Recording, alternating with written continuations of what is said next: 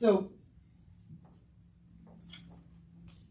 if you were to ask one of us, if someone were to ask one of us what they're doing here, which is a fair question, one word that comes up a lot is the word prosperity. You know, it can mean a lot of things. But at the end of the day, it's a pretty good word that describes what we're shooting for. You know? But given how important that word is, and how popular that word is, and how often we use it, it's an important question. Okay, great, that sounds good, but what does that word actually mean? I mean, when Mr. Spock says, live long and prosper, what's he talking about?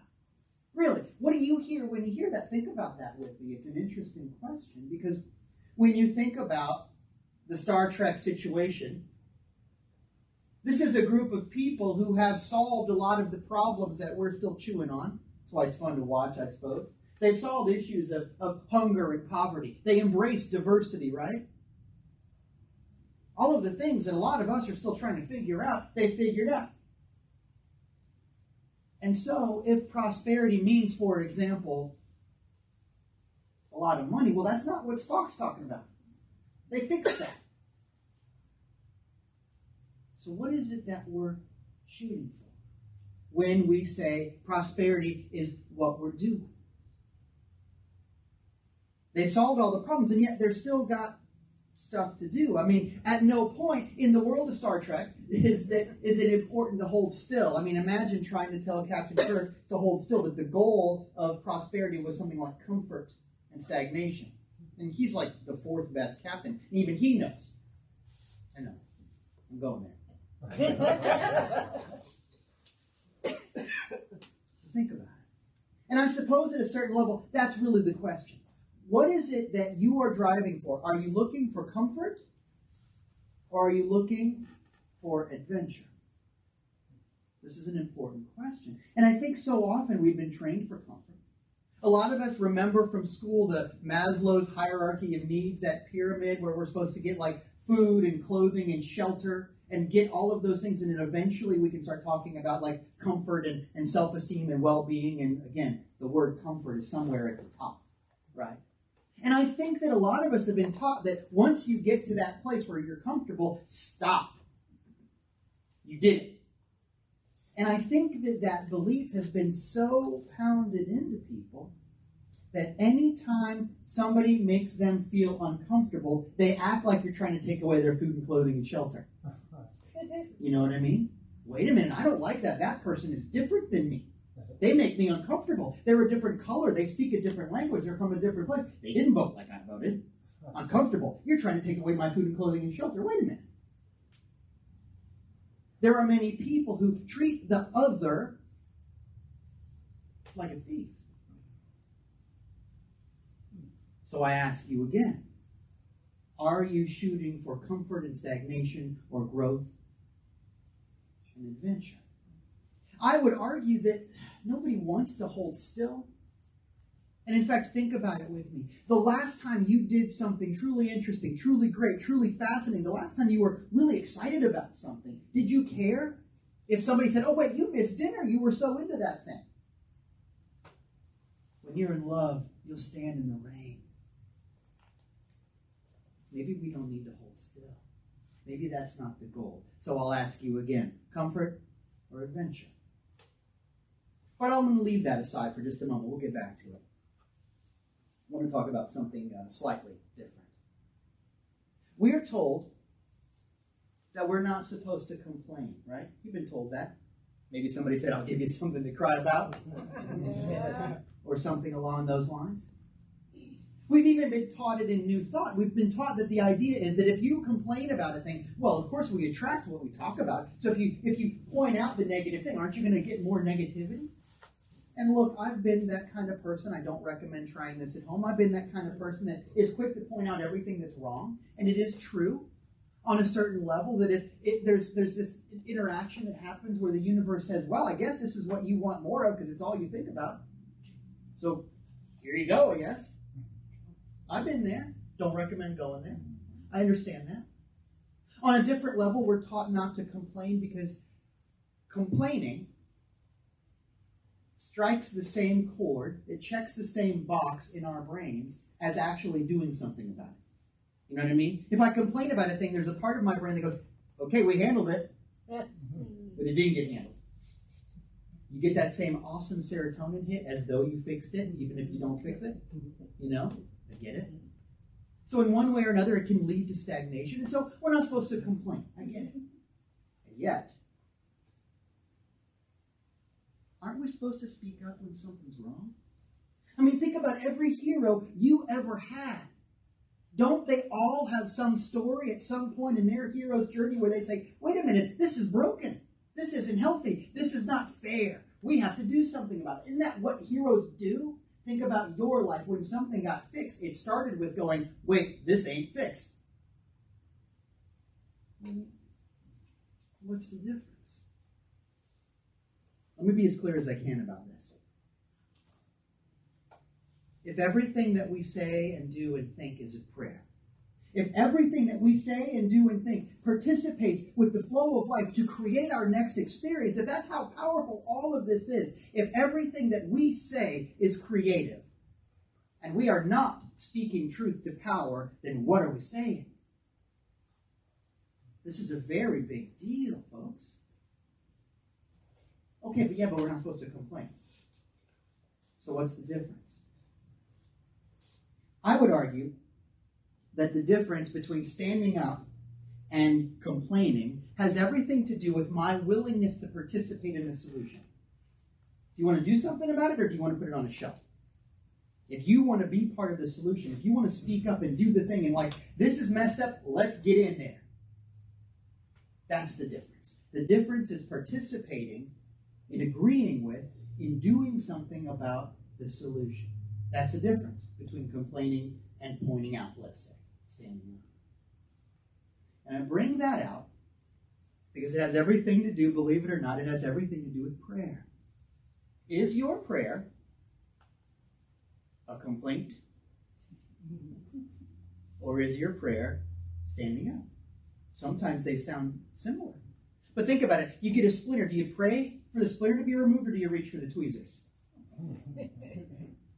Do you say, you know what, I want to pray that I can be nice to people? Well, just be nice to people. Don't be passive about that. Sending somebody love is like sending an email. It's passive. Love is active. Stop sending love. Just love people. It's easier. It takes work, but ultimately, it's easier. One of my first jobs, some of you know this story, one of my first jobs when I got out of seminary was answering the phone at a big church. I was in charge of the prayer stuff. People would call and they want to pray with people, and that was my job. And so I got to pray with people pretty much all day. But there was this one person who would call all the time, and it was very clear that she was not interested in a solution. And she would pray, she'd ask me to pray about all kinds of stuff, and I thought I was supposed to do that. I don't know if I was helping her, and I started to worry about it and think about it and worry about it and think about it, and I realized that this is not healthy. One day, she called and asked me to pray about, get this, she said, you know, they delivered a mattress to our house, and it was the wrong size, and so we sent it back. And I want you to pray with me that this mattress that they're bringing is going to be the right size. And I couldn't do it. I couldn't do it. I said, you know what, ma'am? You don't need prayer. You need a tape measure.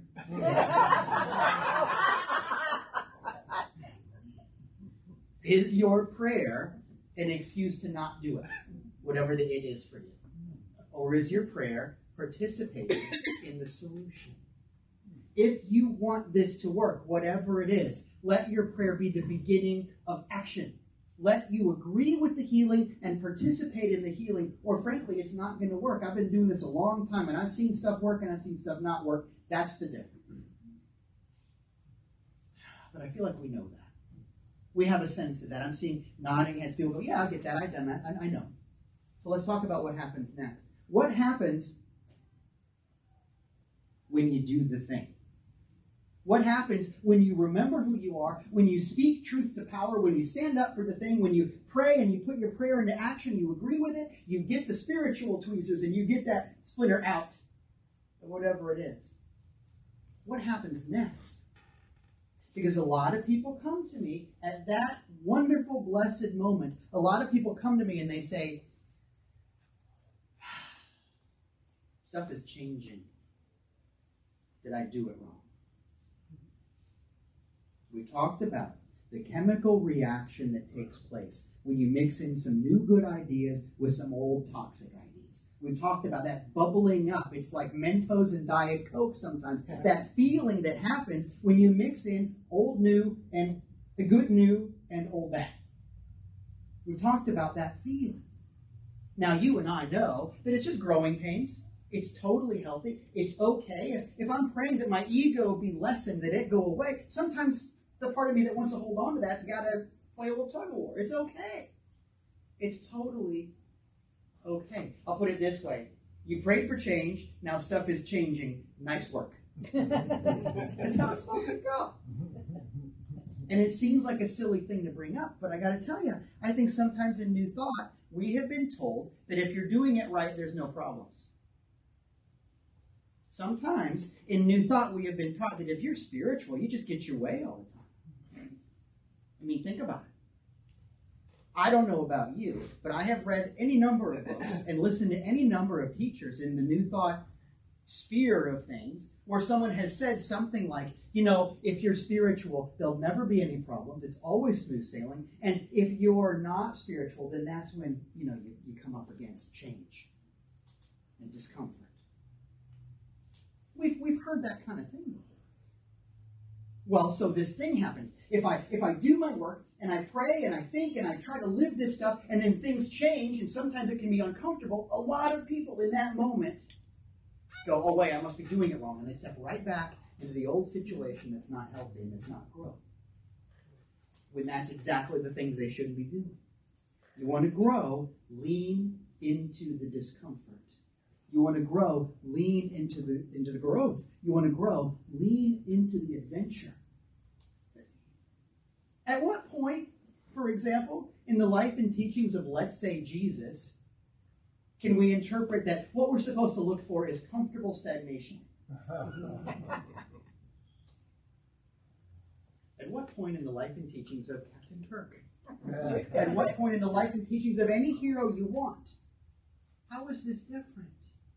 Think about your own life. When something really great happened, think about the breakthroughs that you have seen and participated in. Sometimes they come from going, oh, wait a minute, this part of me is no longer part of me. And I can feel all kinds of ways about that, but sometimes it feels like, oh, wow, part of me's gone now, and I might need to mourn that. I might need to fight about that. Think about the growth that you have done. Think about the most beautiful art that you know about, the songs that come from a moment of despair. Think about Van Gogh, who turned incredible misery into ecstatic beauty. Can it be okay with you that it doesn't always go your way in order to get to where you're supposed to go? My kids are brilliant musicians, and they have this saying that I absolutely love. I don't even know where they got it. But they say, put it in your amplifier. In other words, when things aren't going your way, when there's moments where you're heartsick, when there's moments where you don't know what's going to happen next, when there's moments where, I don't know, put it in your amplifier. Make art out of it. Turn it into something beautiful. Because that's what you are here to do. To lean into the discomfort. And so I'll ask you again, what do you want? And sometimes that's not an easy question. That's why I've given us all a moment or two to chew on it. But maybe an easier way to think about it is, what would, let's say, 12-year-old you want? Maybe 8-year-old you, 10-year-old you. What would that person want? I bet if you're anything like me at all, someone told you that you had to hold still. Maybe a lot if you're like me. Maybe still if you're like me. There was a part of that young you that didn't want to hold still. There was a part of that young you that wanted adventure, that wanted to see what happened, even if it was uncomfortable. There was a part of that young you that was really cool with growing pains. Because growing was the goal.